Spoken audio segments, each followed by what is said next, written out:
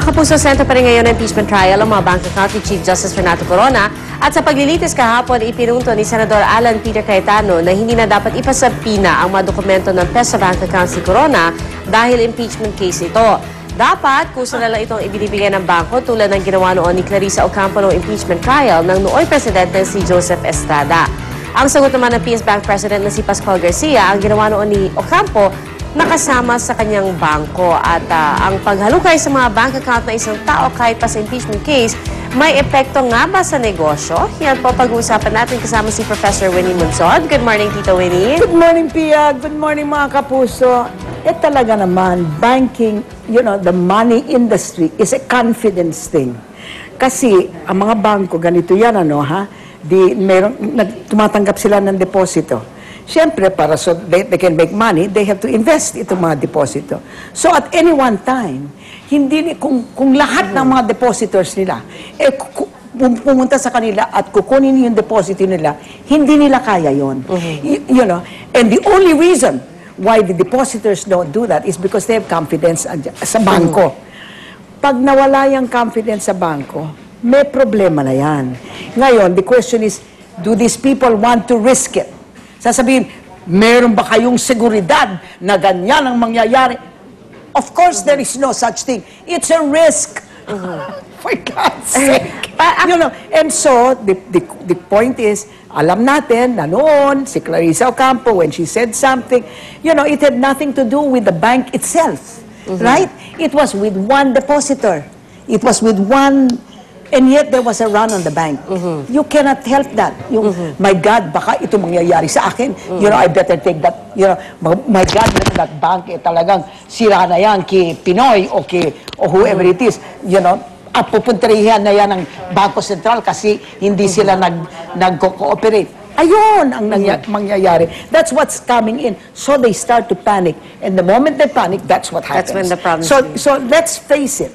There are going to be tinatawag na externalities, effects outside of the impeachment court on the banks. Although I cannot say with 100% certainty that it might happen. Pero isa na nga ito sa mga ipinunto ni Senator Manny Villar over the past week. But of course, to talk about it in length, makakasama natin dito sa studio si Representative Erin Tanyada, tagapagsalita ng prosecution panel, at syempre si Attorney Rico Paulo Quicho, tagapagsalita naman ng defense panel. Good morning po. Good morning. Good morning. Your name is Rico, isn't it? Yes, ma'am. Erin, I just wanted to ask you, all of this material was not in your possession when you filed the impeachment case. Nothing. You filed the impeachment case on just sheer bravado. Right, sweetheart? And now you are, you sow the wind, you reap the whirlwind, and people are going to say, well, why are you asking for that? That you didn't know that before the impeachment. And your charges, yung mga charges nyo, are very simple. Yung charge na talaga, Erin, did not disclose SALN. Never in any of those impeachment charges, Erin, did you talk about bank accounts? Never. Hindi ba? Never. Well, Tita Winnie, in the SALN, there's a portion there that talks about bank accounts. Sweetie, ayun. No. I mean, as a matter of fact, if you will remember, I'm not trying to argue for the defense, but really, mga kapuso, the problem is the prosecution, you are not the prosecution, the prosecution did not do their homework. Binilis nila ang binilis. Ngayon, sino ang nagbabayad yan? Ang buong bansa. Because we are looking at it and we are looking at them argue with each other and sinasabi na, no, that's only technicalities. Erin, one man's technicalities is another man's truth. One man's truth is another man's lies. There is no monopoly on truth. And poor Erin, I hate it when people say, we're only after the truth. All of us are after the truth. But you don't have the monopoly on truth.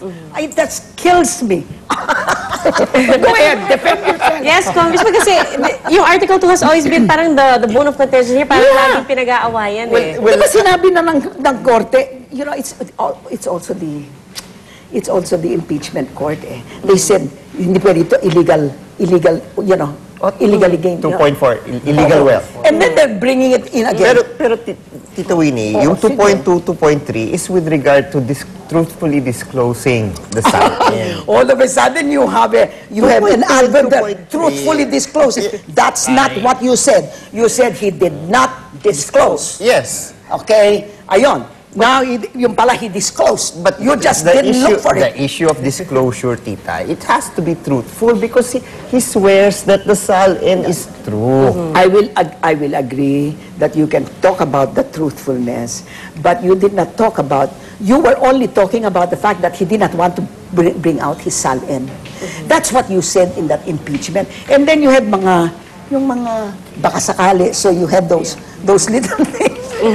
But Attorney, no, sweetie, go ahead. Because Attorney, from the beginning, the defense has been attacking Article 2, and you said that this shouldn't even be discussed in the impeachment court to begin with. In fact, we have attacked the veracity of the entire complaint because, as far as we are concerned, it is fatally defective. But insofar as how the articles of impeachment have been alleged in the verified complaint, we have serious misgivings with that. Because we agree with the observations of the senator judges that one article of impeachment must correspond to one definite offense.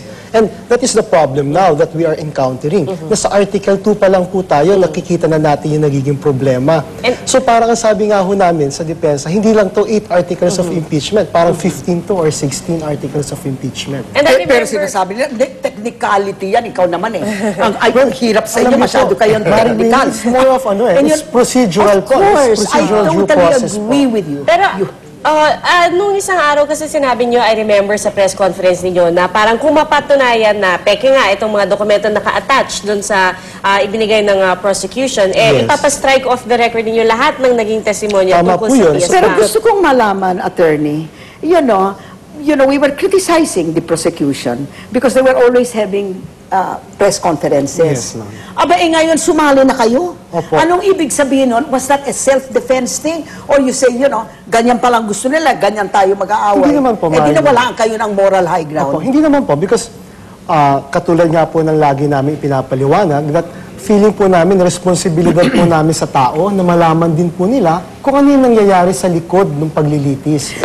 Yung sinabi po namin doon sa press conference, this is not really about the merits of the case, but the seeming influence that Malacanang is doing now over the senator judges. Erin, do you agree with the general perception that the executive department, Malacanang, is really, yung parang pinagtutulungan nyo ang judiciary? Paano yan? Hindi naman. Or, why are they making sali? Why, bakit, how can you defend that, sweetie? Why should the executive make sali about an impeachment? Andiyan dyan na sa korte, for God's sake. Well, Tita, hindi naman natin pwedeng alisin rin talaga na merong binabanggit ang ating Pangulo tungkol sa kailangan reforma. No?